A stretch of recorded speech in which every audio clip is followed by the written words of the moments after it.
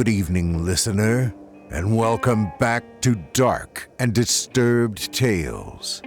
I am your host for the evening, Steve Taylor. On tonight's episode, we travel back to the Old West and meet an old gunslinger by the name of Davis Black Bones Fallon. He has been on the dusty trail for many a long decade. Each night in his dreams, he feels that there is an unstoppable evil pursuing him. In this dusty little Texas town, will his nightmare come to pass? Stay tuned and find out. So without further ado, I present to you Bury Me in Smoke, written by Drew Blood, narrated by the Nightwatcher, featuring the Ghost of 94, and yours truly, Steve Taylor.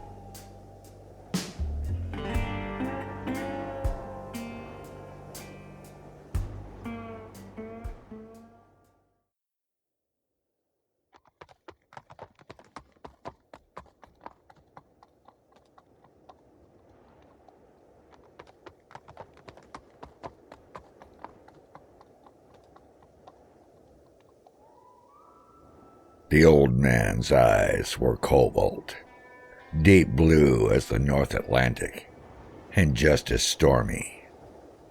Effortless would it be to imagine an old, proud 44 gunship scuttling under topsails with the wind, wandering albatrosses gliding with ease above the ship's wake, the great birds supported by their vast wings upon the tumultuous winds. So deep blue were his eyes, and hard. Cold steel ain't in it, my friends. Now, those same cold, stormy eyes were staring down the tin-horn upstart who had ridden into the dusty little Texas town an half-hour earlier. The young saddle tramp had tied his horse and gone straight over to the saloon. After looking the place over briefly, he grinned, walked through the double swinging doors, and made his way over to the darkest corner of the place. His boots clopped to a loud stop just before the edge of the shadows. Dry and rough with the trail dust from the countless miles of riding, the young man's voice came out in a husky tenor. You be Davis Fallon? It wasn't a question, but more of an accusation. The entire saloon went quiet at the mentioning of that name.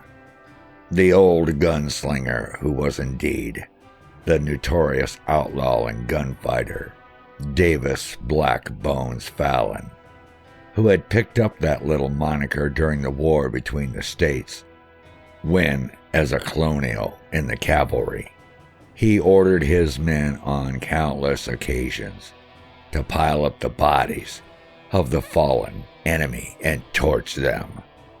The only thing left after these gruesome bonfires were a few charred black bones. The name stuck. Now he sighed, and with not the least hint of fear said, Aye. And after a pause continued, You don't have to do this, boy. You can turn around and just walk out of here. You understand me? I'm giving you a chance to live, boy. A bit longer anyways. What in the hell does that mean? said the young man, his face reddening with anger. Black Bones answered coolly. I mean, I have no doubt that your mouth will get you killed sooner than you think. You ain't cut out for this kind of madness, boy. You ain't got the soul for it, I can tell. Hear me. I have built several graveyards full of idiots like you in them. Get up, you son of a bitch. Don't you know who I am? Black Bones replied with little interest. Yeah, I do. The other man's chin went up as he puffed his chest out. You are my next soon-to-be victim. The Tin Horn's face drained of color. The barkeep intervened. Hold it. Take this out into the street. I'll have no shooting in here. The younger man looked in the direction of the barkeep, only to find himself staring down both barrels of a fully loaded sawed-off shotgun. Both hammers cocked. Black Bones chuckled, stood, and tossed 2 silver coins on the wooden table.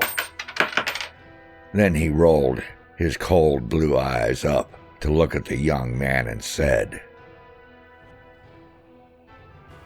I guess maybe we should take this outside, boy. After you. Black Bones followed the young man out through the double doors into the street. The grin never left his face. Suddenly, everyone in the bar rushed to file outside. They were not going to miss the chance to watch the legendary gunslinger pull his irons. It would be something to talk about for all time. Many of them couldn't believe their luck, the grins never leaving their faces. The 2 men walked a good piece away from each other in opposite directions, both stopping and turning on their heels to face each other. The young man was nervous, very nervous, and it showed by the tremor in his hand, and you could hear it in his voice when he said, Just so you know, I'm Tom Ryan, Jr. There seemed to be a slight hint of recognition in Black Bones' old eyes, and the young man picked up on that. While slightly nodding his head, he said a little louder, That's right, you bastard. You killed my father some years back, and I swore one day I'd become the best, and I'd kill you. Well, here I am, you son of a bitch. I am the best. Something you'll soon find out, old man. The old man only grinned wider and said,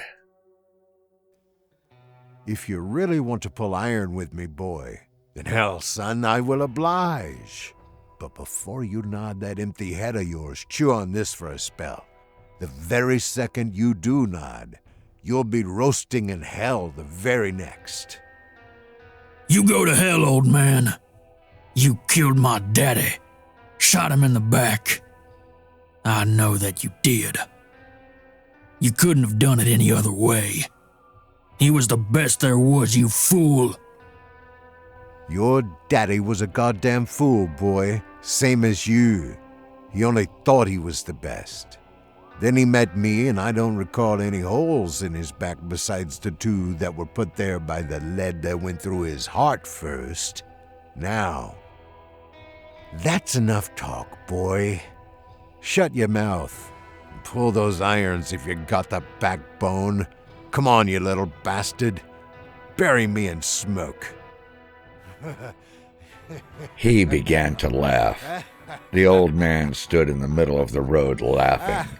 His posture was very relaxed, but his eyes spoke nothing but death. He continued laughing, even as the young man made a quick reach for his gun.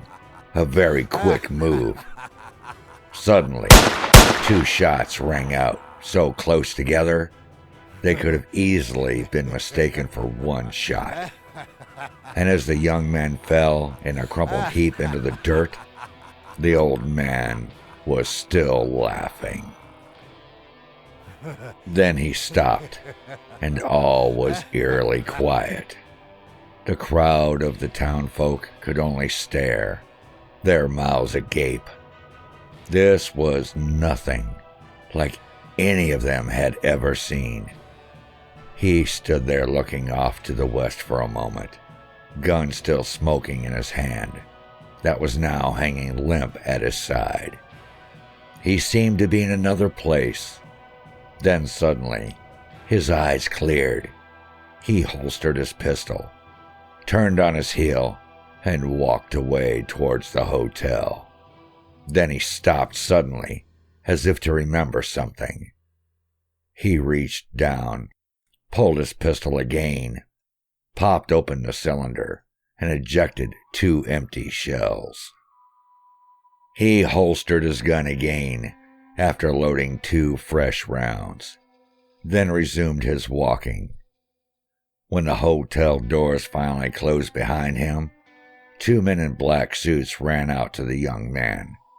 They both looked up at each other with incredulous eyes. The young man had 2 perfectly placed holes right over his heart. His pistol, still clutched in his hand, never cleared leather. My God, the Undertaker said. Never did I see the like. Having walked through the front doors of the hotel, across the foyer, up the rickety old wooden stairs and down the short hallway to his room, the old man sat on the edge of his bed with his forehead resting in his tired old hands. He was uneasy in his mind. Though he had done this so many times throughout the years, he never liked having to kill the younger ones. It always bothered him. This cold-blooded killer, who had escorted many a soul to the afterlife, still had a soft spot in that black heart of his. He could remember very clearly how reckless and naive he was at that age, and knew that given time, most of the young men he had to kill in the past would have mellowed and changed temperaments, the same as he had done. Finally, he decided there was nothing for it but to move on.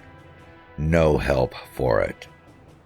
The young were always going to behave like the young, and the old man would have to continue putting them down as they came. There was never any sense in trying to talk to them. The old man absently rasped his fingers on his jaw, making the sound of sandpaper on wood. The old gunslinger stood and took his gun belt off, hanging it on the bedpost with the pistol positioned for easy access, should the need arise, as it had several times over the decades. Davis walked slowly across the small room to the window that faced Main Street and peeked out from behind the curtains. Down below in the middle of the road was a dark patch of wet dirt where the young man had laid dead. He closed his tired eyes briefly and then walked back over to the bed, sorrow in his heart, a deep sadness that had followed him for countless years. He then kicked off his old leather boots that once had been considered nice, picked them up, and parked them neatly next to his bed. He sat back down on the bed, stretched his arms out, and with a yawn, lay back on the bed, swinging his legs up with a small grunt. Within seconds of closing his old, tired eyes, the old man fell fast asleep. That night, as on most nights, the old man suffered. He was tormented with night terrors, always the same.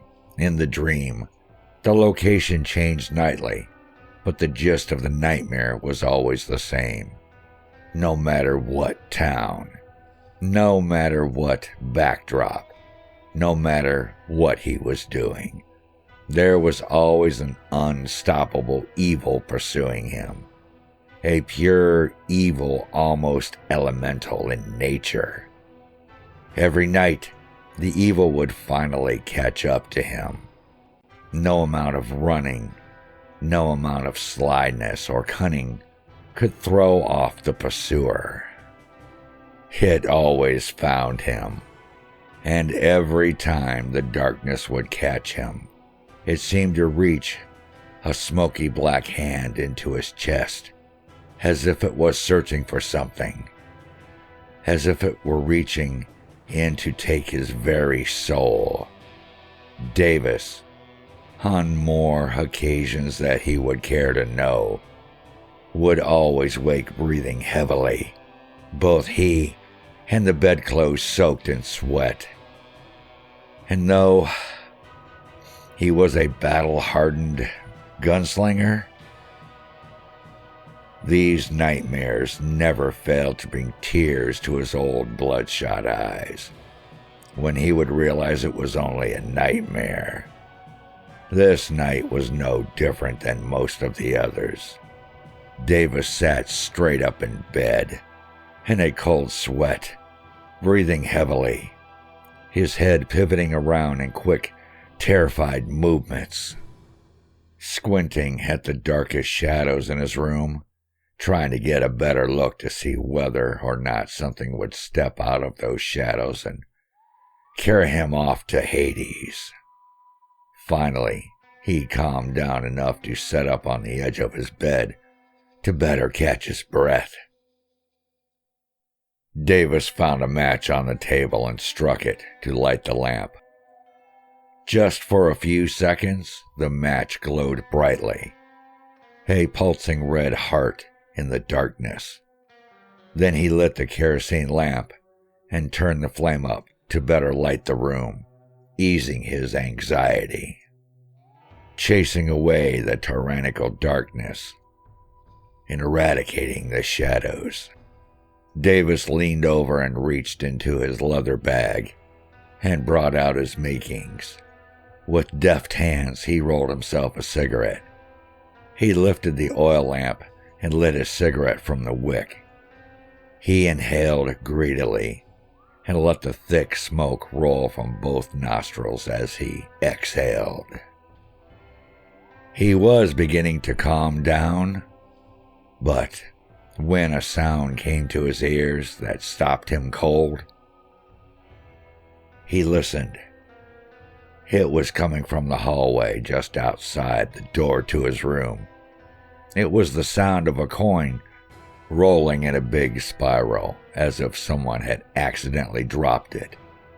But instead of someone stopping to pick it up, it continued to spiral, and from the sounds, it was tightening in on itself, the circles becoming smaller and smaller, until finally the coin could be heard spinning loudly and getting louder as it began to settle to the wood floor. All this time, Davis sat stock still on the edge of his bed, afraid even to breathe. But he didn't know what was making him feel so anxious. With a shaky breath, Davis said quietly to himself, "It's nothing." Deep down, though, he knew he really didn't believe that. Instead of getting up to investigate, his heart told him just to stay right where he was and try to get some more sleep. The next day, Black Bones decided it was time to move on from this small Texas town. He didn't like the feel of this place anymore. He had to keep moving if he didn't want to lose his sanity. The events of the night before had unnerved him. He couldn't put his finger on it, but he had an overwhelming sense of doom that was slowly coming over him. He had felt this in one form or another several times throughout his life, but never to such an extent as this. He knew something was on his back trail, just as he knew that whatever it was was going to happen no matter what. In what form the danger would take, he could not say. He just knew and felt it in his bones.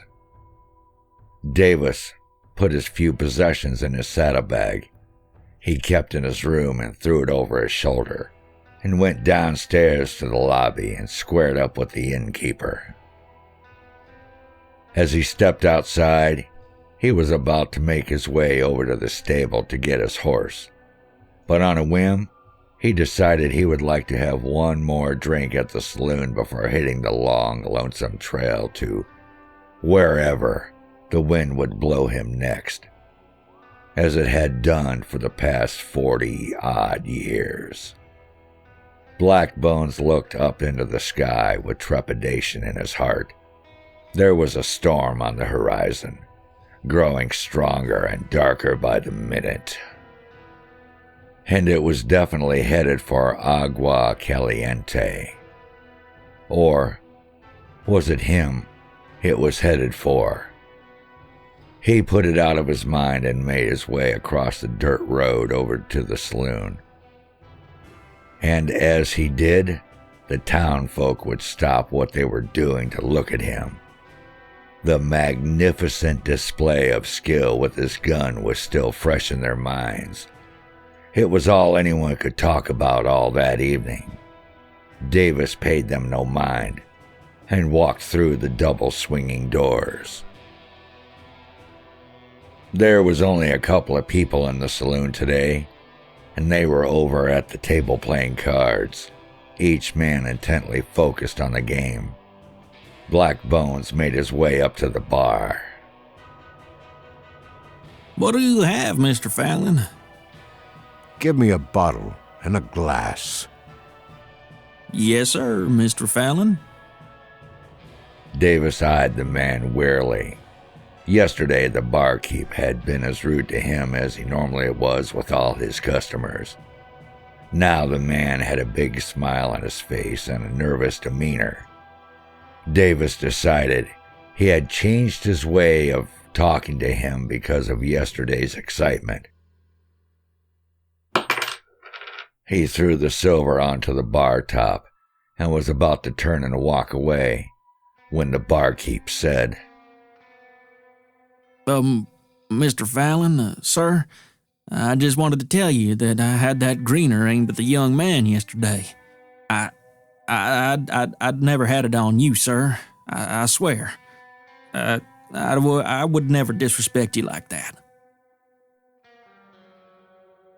Davis eyed him just long enough to make him look quickly away without another word. He spun on his heel and walked over to the darkest corner of the place and sat at his usual table. He liked this table. It allowed him to keep his back to the wall and his eyes on the door, a habit he had picked up by necessity over a few close calls in his younger days. He was much more careful now and was smart enough to learn from his mistakes. Davis drew the glass close and tipped the whiskey bottle to pour.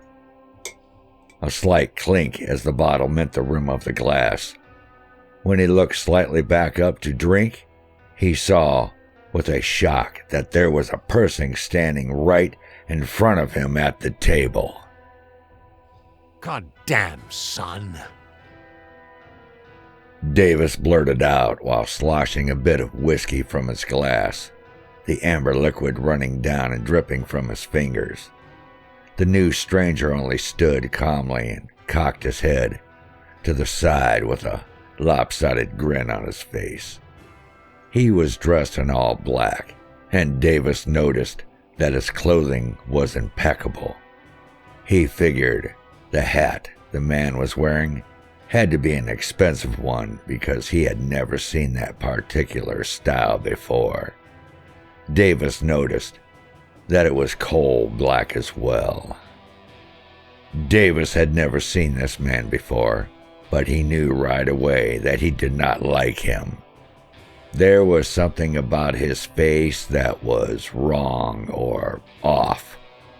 Davis couldn't quite place it. Perhaps it was the facial hair that gave him an ill feeling. The stranger wore a mustache, neatly trimmed, but long. It curled up slightly at the ends. He had a patch of hair just under his bottom lip that was as jet black as the mustache and the hair on the stranger's head. Other than that, there was not so much as a hint of stubble anywhere on the man's sharp-cut jawline. It could have also been the man's eyes that unsettled Davis. They were so dark, they could have been black. The way he just stood there with that grin on his face unnerved him. The longer the man did not answer, the angrier Davis became. Finally, he said sternly, "You gonna say something? Or are you gonna stand there with that stupid grin on your face all day?" Davis was beginning to think that this would be a repeat of yesterday. Here was another young, upstart gunfighter who wanted to prove himself. This was really getting old, he thought. The stranger in black did not answer, but instead reached slowly into his coat pocket and withdrew from it a silver coin. With ease and quickness, the man flicked the coin across each slender finger as Davis watched. "Ain't that special?" he said sarcastically and sneered at the young man. Still without a single word being said, the young man very slowly reached down with the silver coin poised between the tips of his index and middle finger. Just before the coin touched the table, the stranger flicked his fingers in a way that made the silver coin begin to roll in a circle, right there on the wooden table. Davis had previously been unable to take his eyes from the coin, but now looked up into the eyes of the young stranger with both anger and alarm. Davis spoke in a low tone. "So, you like rolling coins around, huh?" There was a slight tremor in his voice, and hearing it angered Davis even more. He would be damned if he would let anyone, especially this young tin horn, put fear in him. Except for his drunk father when he was just a lad, no man had ever inspired fear in his heart. Ever. The taste of fear was something completely new to Black Bones, and he found it to be quite unpleasant. The coin began to spin on the table, becoming louder, and it was more than Davis could take. He reached up and slammed his hand down on top of the coin, ceasing its motion and bringing complete silence to the saloon. By this time, everyone who was there had taken notice of the exchange, while the townfolk who had seen the stranger walk through the tavern doors had spread the word and rushed over as soon as they could see what promised to be another phenomenal show of skill on the part of Black Bones. Wasn't no way anyone was going to outdraw the old legend, but it was just watching the speed of his draw that was the real attraction. The tension in the place had just about reached the breaking point, and the silence was deafening.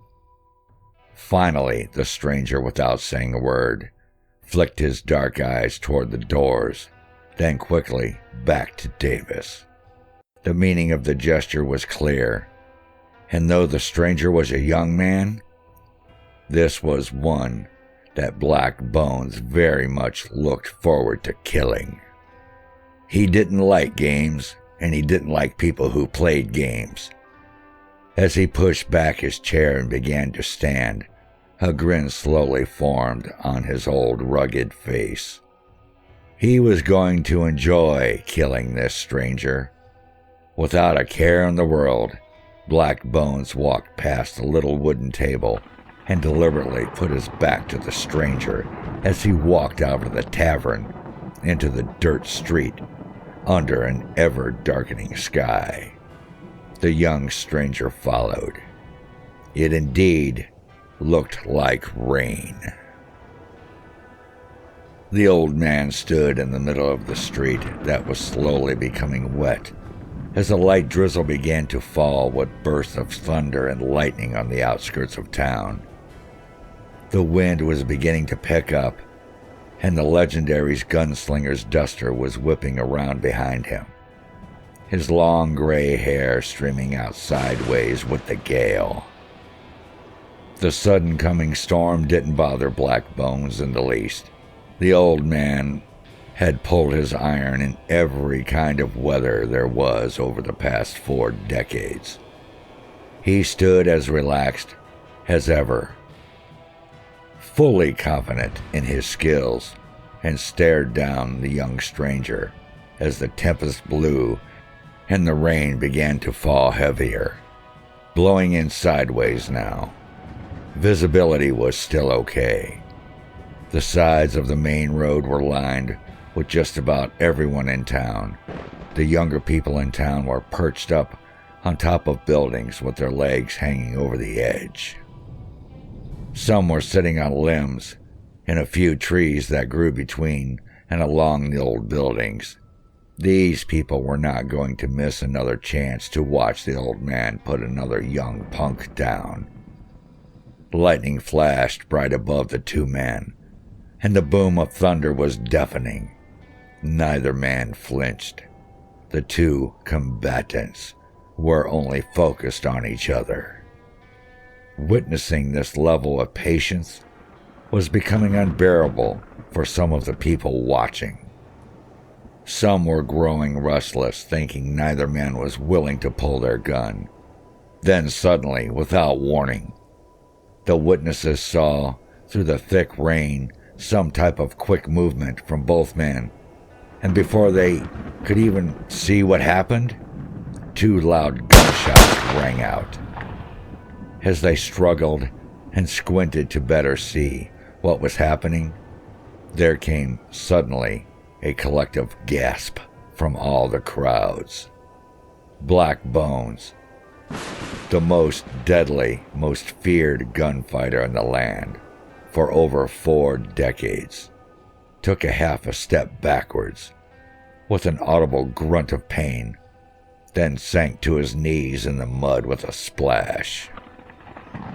He had time to look down to see blossoming red roses in the center of his chest, and to realize, with something like shock, that though his hand was on his pistol, it never cleared leather.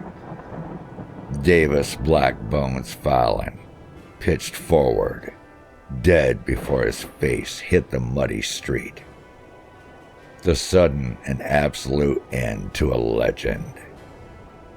Another bright flash of lightning and a clap of thunder that rattled the windows in the little shops along the side of the street sent most of the townfolk running for shelter now that the fight was over, even though they could not understand what had just happened.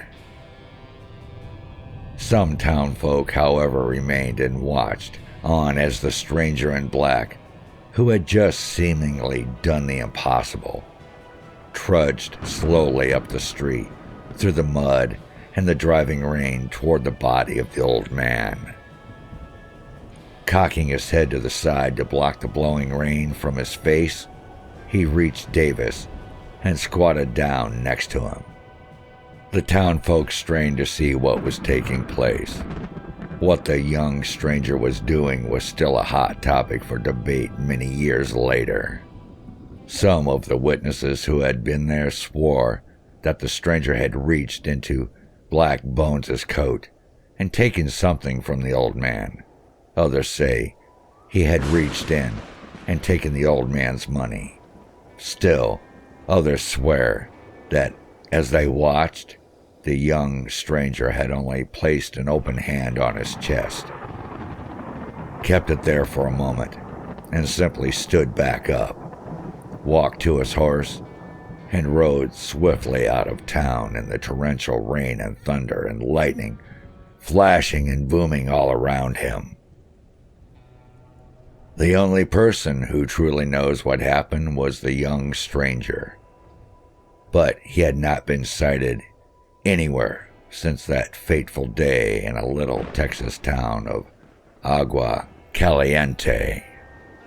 It just so happens I do know who the young stranger was who rode into town that day and claimed the life of the single most deadly outlaw and gunfighter in the old American West had ever seen. You see, I was there that day. Yes, sir, I was there, and not only witnessed the gunfight, but took part in it. You see, I was the young stranger who rode into the dusty little town that day. The old man happened to have something that was mine, and he was loath to relinquish it to me. Now, I'm usually a very tranquil person, but have been known to get a little rough with people from time to time when they do me a wrong, and old Davis Fallon had certainly tried to do me wrong. His mistake was allowing hubris to take hold of him a little too much, and forgot just what our little agreement had been. He got his priorities all mixed up. You understand? He thought he had pulled one over on me, and truth be told, he damn near did. Then again, when Black Bones rode down midnight to those dusty crossroads just to meet up with little old me and strike a deal to become the quickest and the deadliest gunslinger in the land in exchange for his immortal soul, he had to know that one day I was going to come looking for him, because whether you are a beggar, a king, or a deadly gunfighter, no man is exempt from giving the devil his due. No man.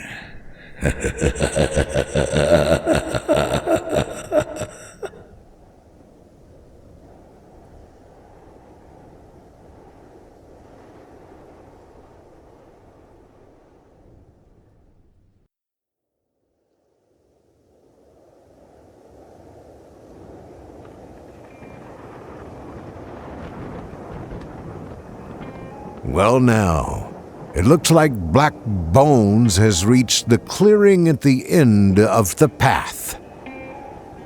This should be a lesson to everyone listening to this tale. Never make a deal with the devil. To quote a line from our story, whether you are a beggar, a king, or a deadly gunfighter, no man is exempt from giving the devil his due. No man. Well, listener, it is almost time for me to mount up and ride. I hope you'll join me next time here at Dark and Disturbed Tales. I'm your host, Steve Taylor. Long days and pleasant nights, listener. Yeah!